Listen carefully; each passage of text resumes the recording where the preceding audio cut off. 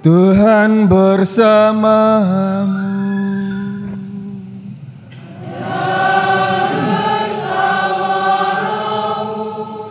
Inilah Injil suci menurut Lukas.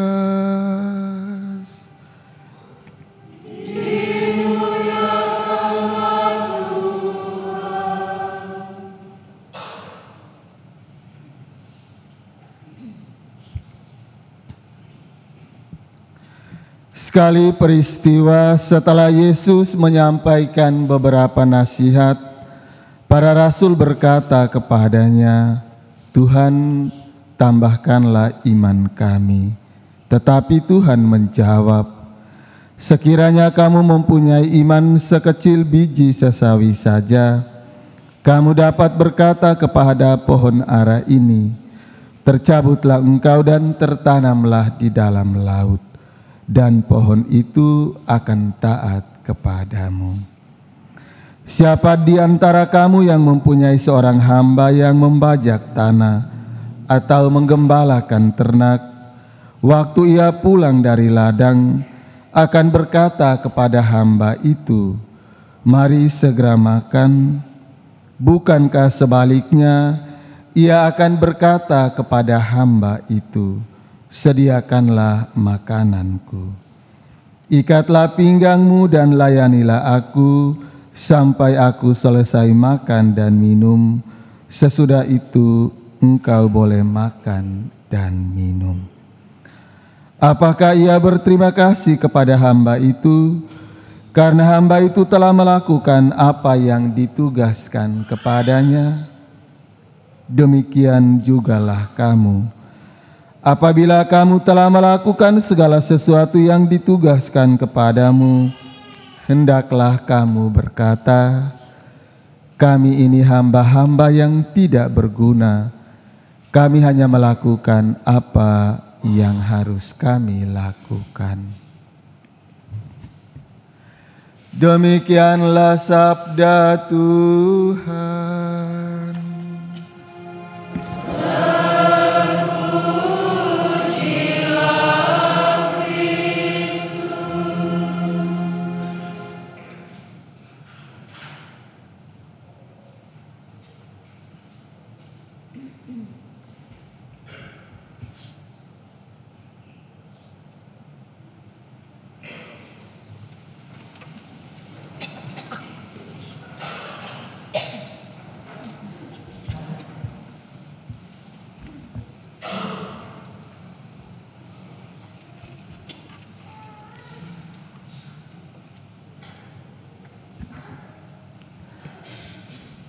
Suster, oma dan opa, ibu bapak, anak-anak, saudara-saudari, umat beriman yang dikasihi Tuhan, selamat pagi dan selamat hari Minggu untuk kita semua.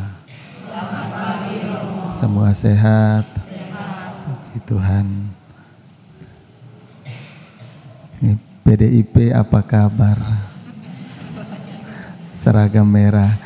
Hari ini ada kongres PDIP di Babak.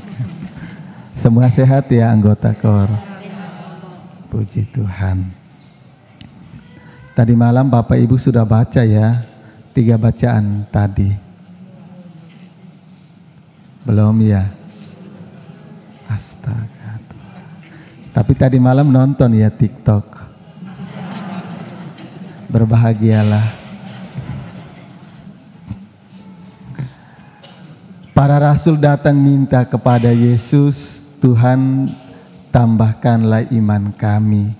Yesus bilang, "Kalau kamu mempunyai iman sebesar biji sesawi saja, kamu katakan kepada pohon ara ini, 'Tercabut,' maka pohon ara itu akan tunduk kepadamu." Di sini Yesus mau mengajarkan kepada kita bahwa iman kita itu bertumbuh lewat setiap proses pengalaman dan peristiwa yang kita alami. Itu adalah proses untuk menumbuhkan iman, harapan, dan cinta kita. Maka di dalam proses itu Tuhan mengingatkan kepada kita menghargai proses. Berproses berarti sebagaimana dikatakan oleh Nabi Baruk, Nabi Habakuk dalam bacaan pertama tadi. Proses untuk menumbuhkan iman, kita dihadapkan pada berbagai peristiwa yang menyenangkan maupun yang tidak menyenangkan. Tetapi lewat ketiga bacaan suci hari ini Tuhan mengingatkan kepada kita, dalam proses untuk menumbuhkan iman, kita semua dipanggil untuk menjadi pribadi yang setia, bukan hanya sukses dan berhasil. Kenapa Yesus meminta kita untuk setia? Kalau orang yang belajar untuk setia, orang peduli akan berbagai hal, pengalaman peristiwa, berbagai hal yang ada di sekitarnya untuk mendukung kesetiaan itu. Tapi kalau orang hanya fokus pada sukses, orang akan mengabaikan banyak hal di sekitarnya karena tujuannya hanya pada kesuksesan atau keberhasilan. Tetapi ketika orang berjuang belajar untuk setia, maka orang belajar untuk menghargai dan memperhatikan banyak hal di sekitarnya. Contoh Bapak Ibu suami istri, belajar untuk setia berarti belajar untuk menghargai banyak hal dari pasanganmu.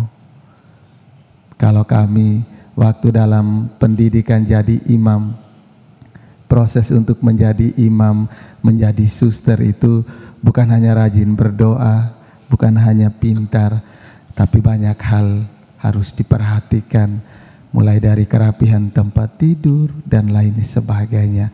Maka Tuhan minta kepada kita hari ini, orang Katolik dipanggil untuk setia, bukan dipanggil untuk sukses. Karena ketika kita dipanggil untuk setia, kita akan memperhatikan dan menghargai banyak hal yang ada di sekitar kita.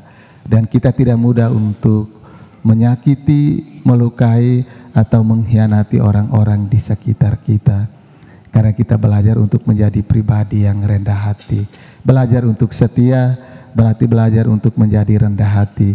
Belajar untuk sukses, berjuang hanya untuk sukses berarti orang berjuang untuk menjadi pribadi yang angkuh dan sombong. Maka lewat ketiga bacaan suci hari ini, Tuhan meminta kita menjadi rendah hati untuk setia, bukan hanya menjadi sukses, tetapi kita dipanggil untuk setia, untuk menghargai banyak hal, menghargai orang-orang di sekitar kita, dan juga menghargai apa yang kita terima dari Tuhan sebagai sebuah proses untuk menumbuhkan iman, harapan, dan cinta kita. Semoga